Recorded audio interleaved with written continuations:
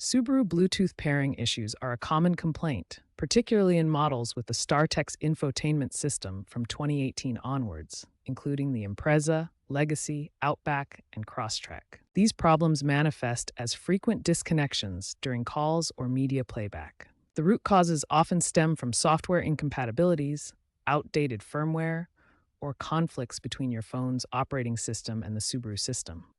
Although recent over-the-air updates, like version 3.0 plus released in mid-2024, have improved stability for some users with 70 to 80% success reported, persistent bugs remain, especially in older pre-2022 models.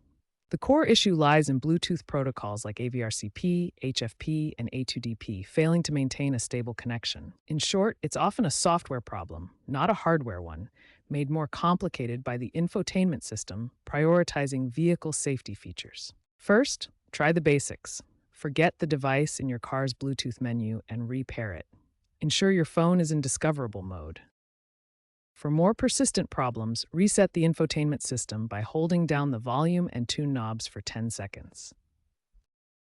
Check for available Subaru firmware updates via the dealership. Some models now support wireless Apple CarPlay and Android Auto, bypassing native Bluetooth altogether.